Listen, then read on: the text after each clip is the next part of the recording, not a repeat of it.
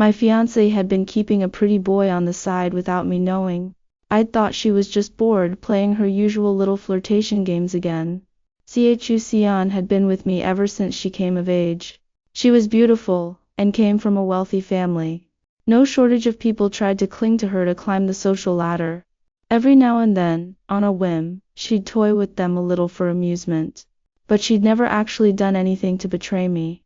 It wasn't until my assistant laid photos of her kissing that pretty boy in front of me that I realized this time she was serious. Guess I'd spoiled her too much. Fine then, I'd take back everything I'd ever given her. Lately my fiancée had been calling me every other day, saying she missed me and asking me to come to Hangzhou to keep her company. Since things were quiet in Jingdu for the time being, I'd agreed. Inside a private club in Hangzhou, Chu Xian sat across from me quietly.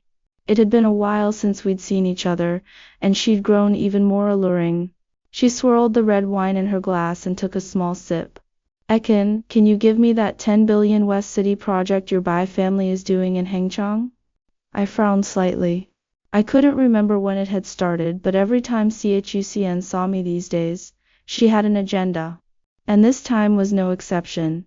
It seemed that to her, all I could offer was benefits. How much feeling was there left between us? The Bai family's roots were in Jingdu, back when the internal power struggle in the family was at its fiercest. My parents had sent me to live in Hangzhou, starting from middle school to keep me out of harm's way. I spent all of middle and high school there. That was how I met Chu Xian. She'd practically become my shadow, following me everywhere I went. Of course, since she was pretty, I'd never minded. She'd been there for my entire youth, going to school together, hanging out together. On winter and summer breaks, I'd take her traveling all over the country. We'd gone diving together, hiked mountains to watch the sunrise, galloped freely across the grasslands on horseback. Back then, when she looked at me, her eyes were pure and bright, full of light. I could feel how deeply she loved me. After we graduated high school, my father successfully took full control of the Bai group. It was around then that the Chu family proposed a marriage between us. My father didn't think much of the small Chu family, but he'd agreed out of consideration for my feelings. With the Bai family's support, the Chu family grew and thrived. By now they were a fairly prominent clan in all of Hangzhou, but ever since we got engaged, every time Chu Xian saw me, she had some kind of agenda. Even now, barely a minute into our meeting, she'd already blurted it out. I knew she was anxious. Word of the Bai family's 10 billion West City project had gotten out 2 months ago. Chu Xian had called me several times, dropping hint after hint that she wanted the project for CHU Enterprises. But I'd never agreed. For one thing, the Bai family had already given CHU Enterprises plenty of good projects lately, and they hadn't even finished those yet. Trying to take on a 10 billion project on top of that was biting off far more than they could chew. For another, in my book, whether it's a project or anything else, I can give it to you of my own accord, but you don't get to reach out and demand it. Guess I'd been too kind to her in the past, and she'd lost all sense of proportion. Listening to her talk had killed most of my appetite. I set down my chopsticks with a frown and said flatly, "You used to say the food at this private club was good. I just had a few bites, and it's pretty mediocre." Chu Xian immediately picked up on my displeasure, and set down her wineglass in a hurry. She reached over to take my hand, apologetic. I wasn't thinking clearly. Wanna go somewhere else? Forget it. This will do. Chu Xian called the waiter over to clear all the dishes, then had them order a new spread tailored to my tastes. We were eating quietly when her phone started ringing non-stop. She glanced at me a few times, hesitated, and didn't answer. A moment later, the private room door swung open. I looked up, frowning slightly. A mild-mannered young man had walked in uninvited, holding a document. When he saw me, there was undisguised hostility in his eyes. He hurried over to Chu Xian, looking flustered. "Ms. Chu, this contract is urgent. The client's been waiting. I couldn't reach you on the phone, so I rushed over with it." When Chu Xian saw I was annoyed, her face turned cold at once. She slammed her chopsticks down on the table, turned to glare at him, and snapped loudly, "Ji Zhang, who said you could come in?" Ji Zhang jumped, completely caught off guard by her reaction. He glanced at me, his face darkening, then quickly put on an innocent look. Ms. Chu, you said important contracts like this need your signature personally. The partner's been waiting, so I'm sorry, Miss Chu, for interrupting your dinner. I'll wait outside. He hung his head and turned slowly to leave. I spoke casually. Did I say you could leave? Ji Zheong froze on the spot. Chu Sion's face flickered with discomfort for a split second. That tiny shift sent a jolt through me. I studied Ji Zheong more closely. The guy had a handsome face, definitely the type to be a kept man. Ji Zheong turned to look at me. Probably because my clothes looked plain, a flicker of disdain crossed his eyes. What I was wearing wasn't a flashy brand, but it was bespoke. People who didn't know better would never tell. Who are you? I don't need your permission to leave. I smiled faintly and said nothing. Chu Sion, however, went pale with fury. Ji Zheong, have I been too lenient with you?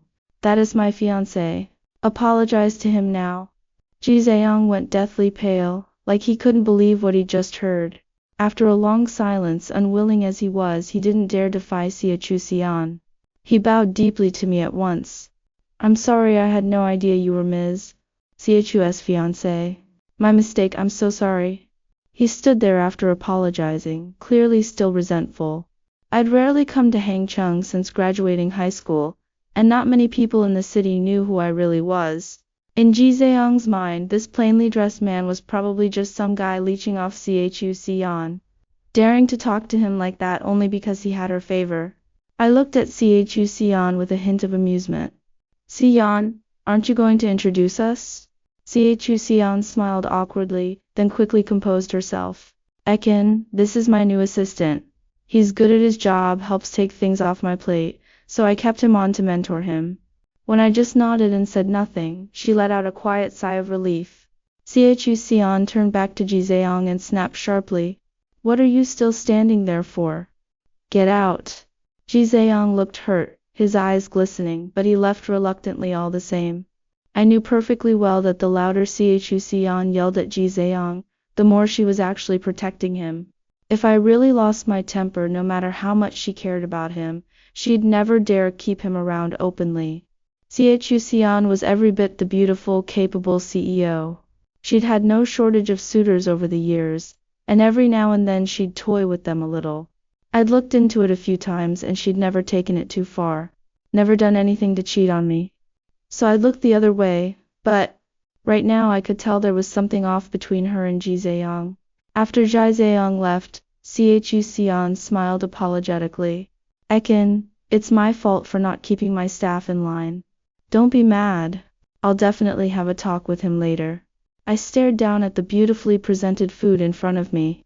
The last of my appetite vanished completely. I quietly sent a text to my assistant, telling him to look into the relationship between Chu Sion and Ji Zheong. I wanted to know exactly how far things had gone. That night, I stayed at Chu Sion's villa. She came out of the shower smelling faintly of body wash, wearing a sheer, revealing nightgown with nothing underneath. She looked utterly seductive. She climbed onto the bed and wrapped her arms around my neck, but I gently pushed her away. I'm tired tonight. Let's just sleep. Until I had the results from my assistant, I wouldn't touch her. I'm particular about things like that. She froze for a second, a flicker of dejection in her eyes, but quickly recovered. Chu Sion kissed my cheek, then curled up docilely in my arms like a kitten. She rambled on and off about funny stories from our school days, and I chimed in every now and then. Before we knew it, we'd both fallen asleep. I woke up in the morning with Chu Sion still curled quietly in my arms. I gently moved her aside and got up to wash up. When I walked downstairs, I saw Ji Zheong in the kitchen making breakfast. Hearing footsteps, he smiled without turning around. Sionji, you're up? Breakfast'll be ready in a minute. When he turned around and saw me, he froze completely. Before he could think, he blurted out, "What are you doing here?" His tone was sharp with displeasure, thick with jealousy. I looked at him with a dry, knowing smile. I think I should be asking you that. I turned a cold glance to the housekeeper standing nearby. You let him in?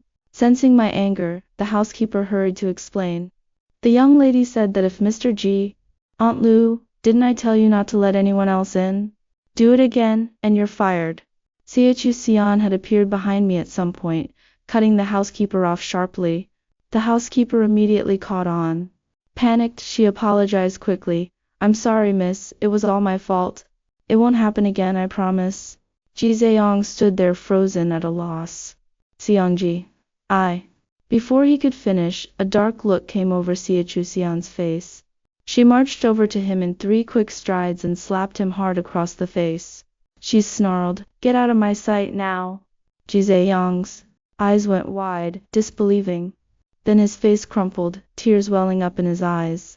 I caught a flicker of barely perceptible pity flash across Chu Xian's eyes. In the end, Ji Zhang shot me a venomous glare and stormed off. Chu Xian stepped in front of me, looking at me placatingly. Ekin, this is all my fault. I didn't train my staff properly. Let them get out of line and forget their place. I promise nothing like this will ever happen again. I nodded. I'd just watch them put on their little show and not call them out on it. She came over and pressed herself against me, her voice soft and coaxing. Ekin, I won't go anywhere today. I'll just stay here with you, okay? I toyed with a strand of her hair and turned her down coldly. Xian, you only just took over as CEO of CHU Enterprises. There must be a mountain of work waiting for you. You don't have to keep me company today. I've got some personal matters to take care of anyway. Chu Xian looked clearly unhappy, but she didn't dare defy me. She just pouted and agreed. After breakfast, I left and went back to my own villa. I'd lived there when I was in school, but I hadn't been back in years. Around noon, my assistant arrived. He handed me a stack of photos, his expression grim. I flipped through them.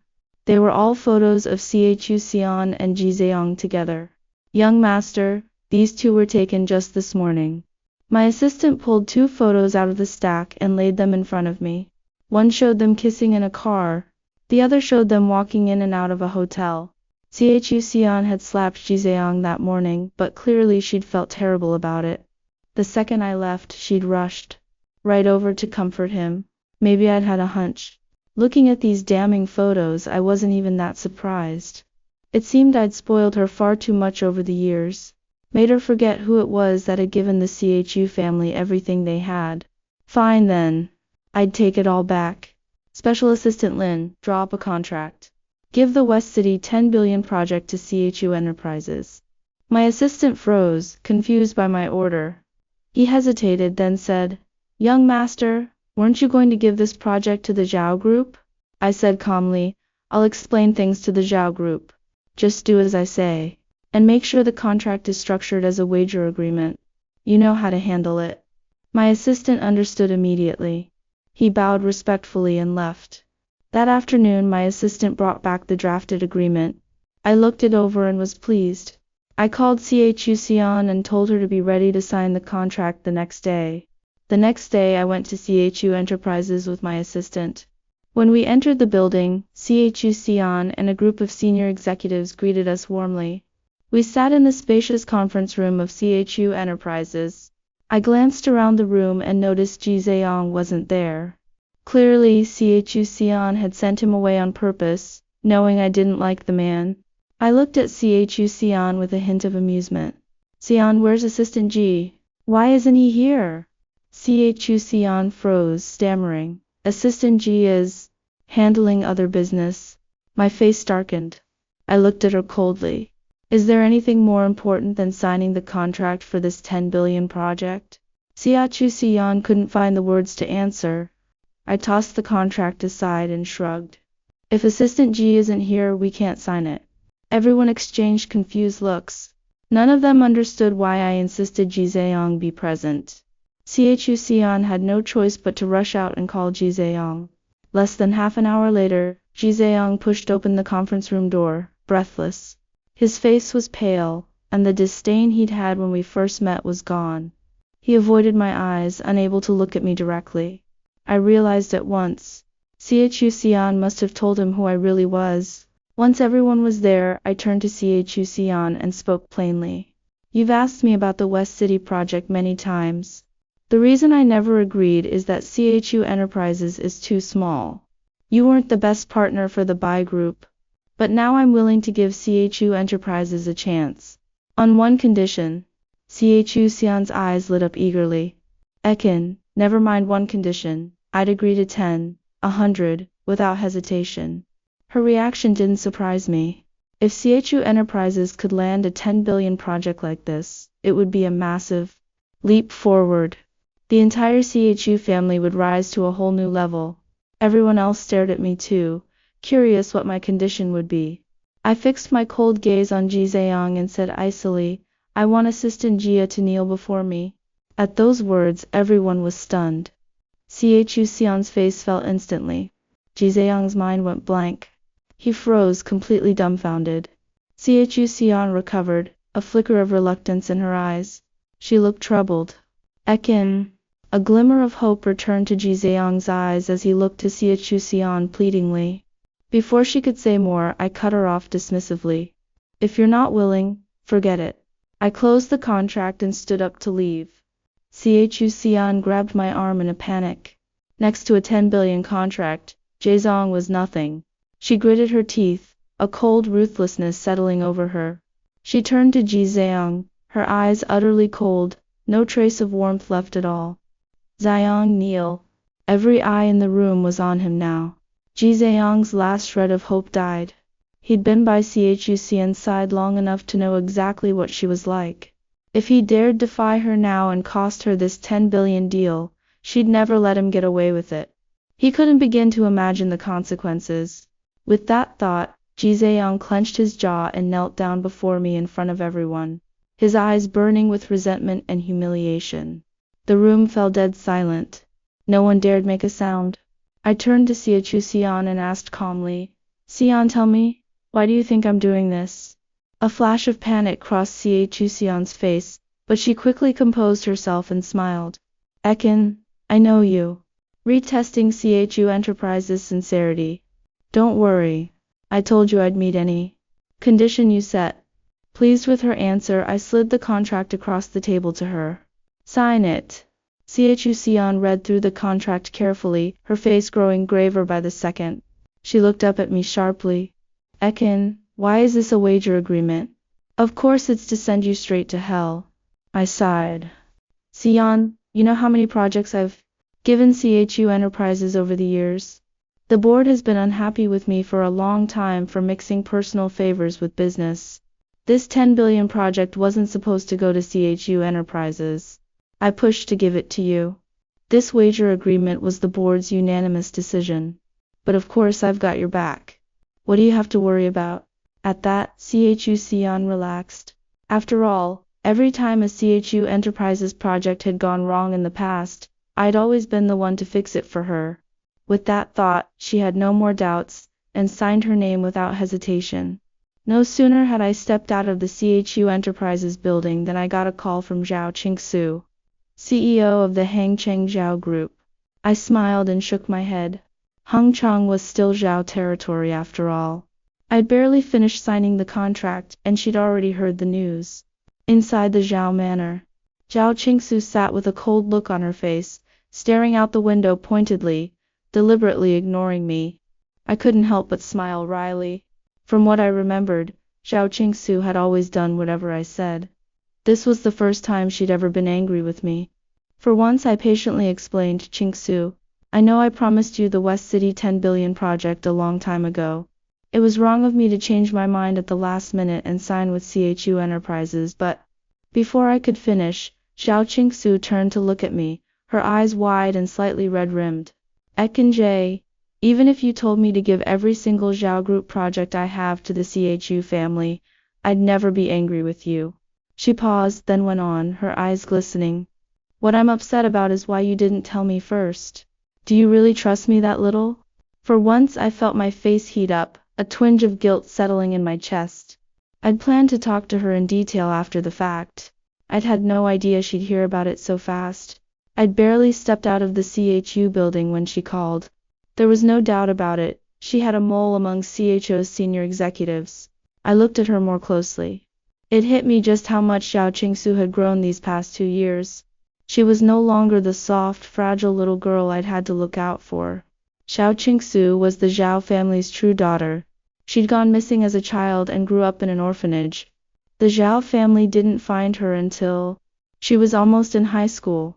But by then, the Zhao family had lavished all their affection on their adopted daughter, Zhao Ceci.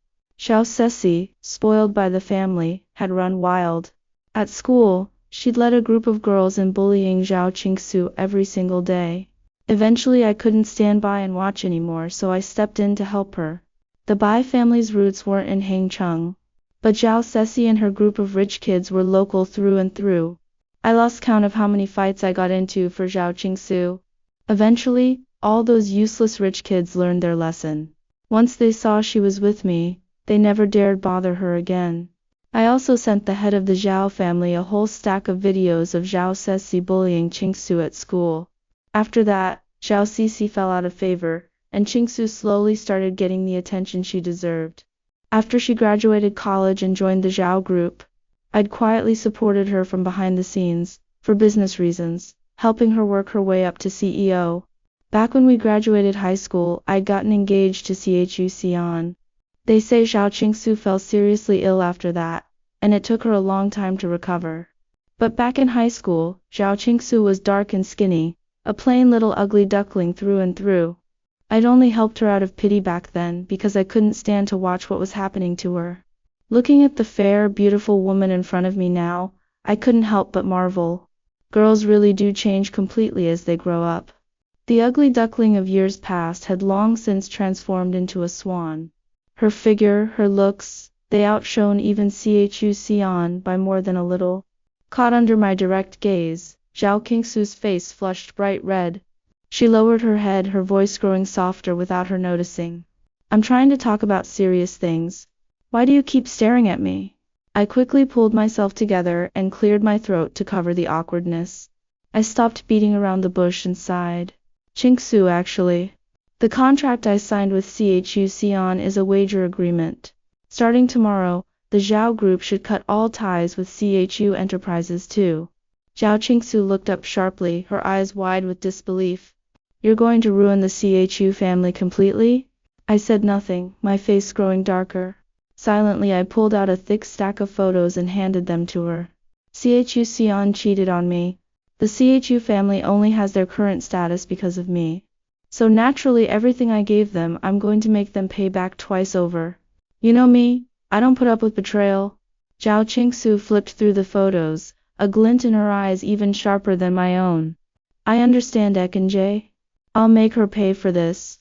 Over the days that followed, everyone could sense the Chu family was finished. First, the Zhao group announced it was terminating all cooperation with Chu Enterprises. The Bai group followed right after, cutting every partnership with Chu Enterprises except for the West City 10 billion project. 70% of Chu Enterprises business came from those two groups. The moment the news broke, panic spread through the entire company. The other partners were no fools either. They all pulled out of their deals one by one. Debt collectors had surrounded the entire Chu Enterprises building, packed shoulder to shoulder. Chu Enterprises, which had been riding high on landing the 10 billion project, was hit with a brutal reality check in just a few short days. Disaster was at their door. And that wager agreement for the West City 10 billion project, once their greatest source of pride, had become their death sentence. Their fate now rested entirely in my hands. Chu Xian called me frantically over and over during that time. I didn't answer a single one.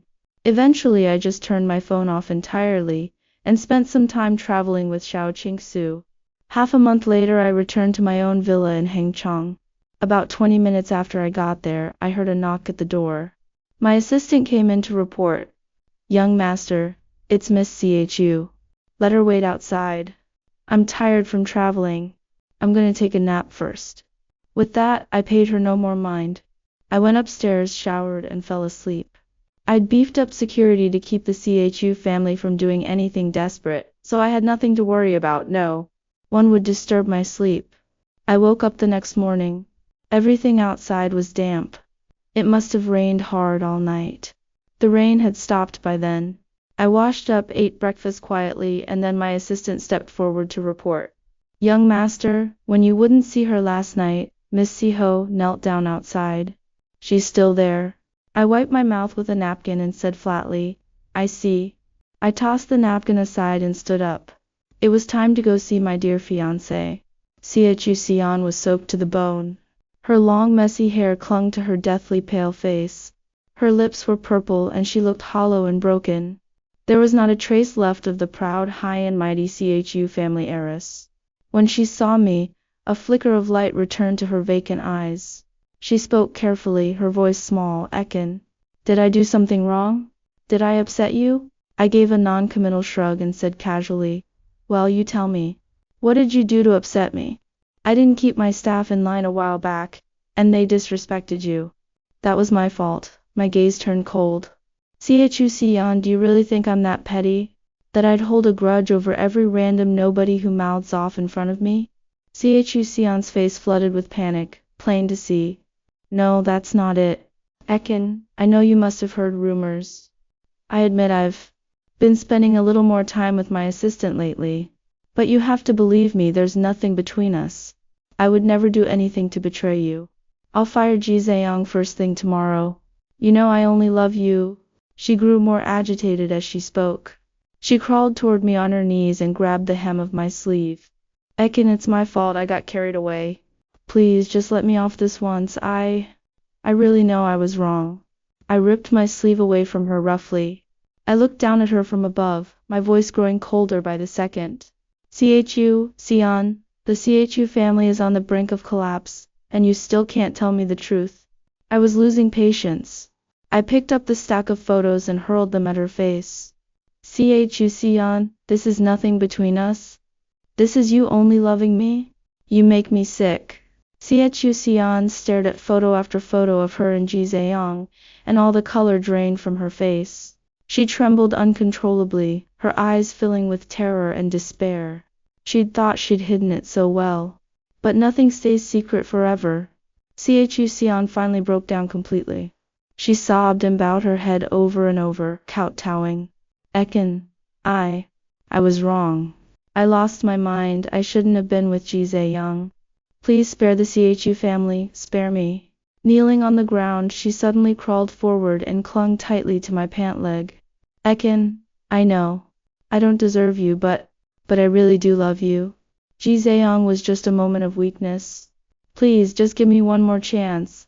I crouched down, grabbed her chin roughly, and forced her to look up at me. I stared at her mocking. Is that so? For old time's sake, of course I'll give you a chance. The question is, what are you going to do to make it up to me? Light immediately returned to Xian's eyes. I knew she was a smart woman. I let go of her chin, stood up, and watched her quietly. She bowed her head to think for a moment, and when she looked up again, there was a ruthless glint in her eyes. Ekin, I'll make sure you're satisfied. Not long after Xian left, the head of the Chu family called me. He'd called a few times over the past few weeks, insisting I come over for dinner. I'd turned him down every time. I knew exactly what he was after. I stared at the caller ID for a moment, then decided to answer. The cheerful laugh of the Chu family patriarch came through the line. The old man probably wanted to tear me limb from limb right now, and here he was pretending to be happy to talk to me. You had to give him credit for the act. Ekin Xian's been spoiled rotten by me all these years, that's the truth of it. The Chu family's already paid a heavy price for this. You can calm down now. How about this? Your uncle's prepared a generous gift for you as an apology. With that he hung up. I was sitting on the sofa confused. When my assistant came in to announce that Xian's younger sister, Chu Chinking, was here to see me. Then it clicked. Xian had clung to me non-stop back in the day, and it was probably all on this old man's orders. Now that his older daughter had messed everything up, he was immediately sending the younger one in to take her place. I'd seen shameless people before, but shameless on this level? Rare. He was something, that was for sure.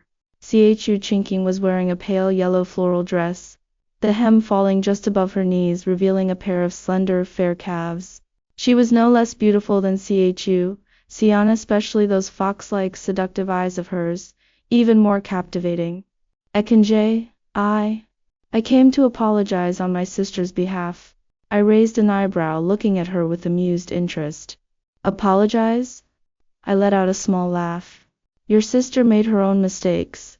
Why should you apologize for her? Chu chinking bit her lip and looked up at me, wide-eyed and pitiful. Ekanjay, I know my sister did things to hurt you. But she's her, and I'm me. I'm willing to make up for what she did. Make up for it? I gestured for her to sit down next to me. She smelled faintly of body wash. She'd clearly showered before coming over. I ran a finger lightly across her fair cheek. She averted her eyes, clutching the hem of her dress tightly, clearly nervous. So how do you plan to make up for it? Chu Chinking's face flushed bright red. She bowed her head and spoke so quietly I could barely hear her. I'll do anything to make it right. As long as you forgive my sister, and spare the Chu family.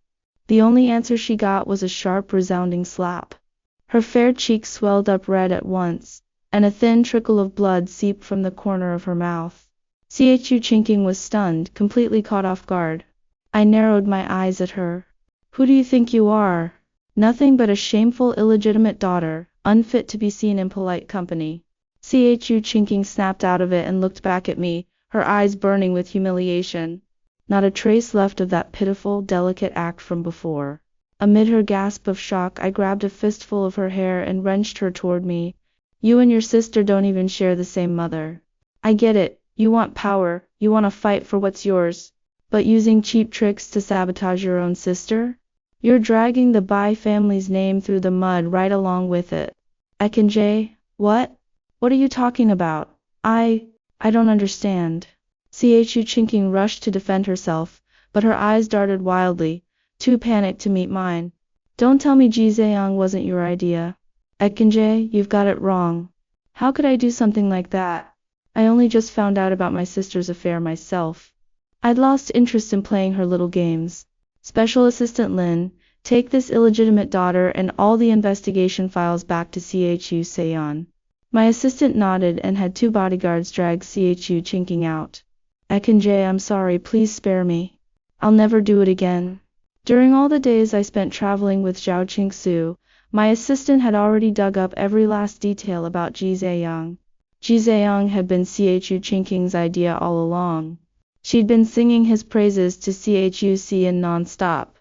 And it was only with her help that Jizeong had learned all of Chu Seon's likes, dislikes, and daily schedule so easily. It was Chu Chinking's meddling and support that let Jizeong stand out so quickly from all the other social climbers. Win Chu Seon's heart, and let things spiral completely out of control. I'd planned to settle the score with Chu Chinking later, but she'd walked right into my trap of her own accord. You really do reap what you sow. The next time I saw Jizeong and Chu Chinking was in Chu Seon's basement. Both of them were covered in blood and bruises, reeking of filth. Chu Chinking lay motionless on the floor, alive or dead I couldn't tell. Jizeong huddled shivering in the corner, his eyes wide with terror. There was no trace of the cocky, ambitious man I'd met before. When he saw me, he dropped to his knees at once and crawled over to my feet like a dog, his face twisted with pleading. Mr. Bai, I'm sorry. I'll never do it again. Please spare me. He bowed his head over and over, banging his forehead against the concrete floor. The dull thuds echoed through the basement. I smiled. Jizeong, I'm a law-abiding man. Whether you walk free or not is up to Miss Chu. It has nothing to do with me. Only then did Jizeong turn and kowtow to Chu Seon. Miss Chu. Please. Spare me. It was all Chu Chinking's idea. Something about those words snapped Chu Seon. I suppose she'd always thought Jizeong had truly loved her. She never imagined it had all been a scheme between him and Chu Chinking. Was it her pride that was hurt? Or the rage of being betrayed? Probably both. Chu Seon's face twisted with fury. The next second she grabbed a wooden stick from beside her and brought it down hard on Jizeong's forehead. Jizeong collapsed flat on his back, blood pouring from his forehead. And she wasn't done. She marched over to him in 3 quick strides and drove the heel of her shoe hard into his groin. Ah! Jizeong let out a shrill, guttural scream. He gasped for air, his face contorted beyond recognition with pain. I watched blood seep through his pants. The stench in the basement grew even worse. I pinched my nose shut. I'd had more than enough of this place. I walked out of the basement with my assistant. Sion followed close behind. Ekin, those two lowlifes set me up. Tricked me. I swear I'll never do anything to hurt you again. I know I was wrong. You're the only one I really love. Please, forgive me just this once. I swear I'll never do it again. I turned and looked at her coldly. Sion, after all these years you should know me by now. I've always been particular about what I touch. Once something's dirty I don't want it anymore. Sion froze, rooted to the spot. I turned to my assistant. Special Assistant Lin, you saw what just happened. Call the police. Special Assistant Lin nodded and turned to make the call. Sion completely lost it. She lunged at me, claws out, but the bodyguards I'd brought held her down tight. Her eyes were bloodshot, like she wanted to tear me apart with her teeth. She screamed at the top of her lungs, Bai Chun, you're a monster. You! I'll get what's coming to you. Bai Chun, I'll kill you. When she saw I was leaving she panicked and broke down begging again. Ekin, please spare me. I'm your fiancée. You can't do this to me. I didn't.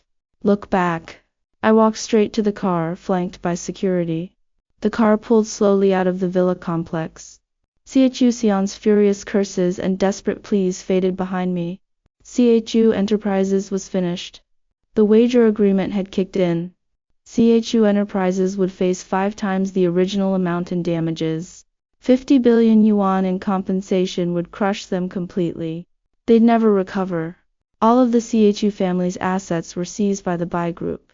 The rest of the debt? They could spend the rest of their lives paying it off. Later, Zhao Qingsu and I had a grand wedding. She gave me a son and a daughter. Our life together after marriage was happy, always. On my youngest son's 5th birthday, Chu Xian was released from prison. No one expected Ji Zhang to find her that same day and stab her to death. He didn't run. The police arrested him on the spot when they arrived. I happened to see the news when I was scrolling through my phone, but I felt nothing at all. I just swiped past it and kept going. This story reveals the disastrous consequences of speculation and scheming in love and business. Supported by the male lead, the heroine boosted her family's enterprise yet secretly favored a male subordinate. Taeyeon indulged in an ambiguous affair. She even demanded a 1 billion yuan project from him for personal gain. After seeing her betrayal, the hero set up a wagering contract. To grab the benefit, the heroine forced the young man to kneel, abandoning true affection without hesitation. Later, all partnerships collapsed, and her company faced huge compensation and bankruptcy. The CHU family tried to use their younger daughter to reconcile, while the younger sister had secretly matched the third party out of selfishness. Everyone schemed for their own interests and ended up ruined. It warns us that neither relationships nor careers can be gained through trickery. Staying sincere and grateful brings lasting stability, while betrayal and plots will boomerang on oneself.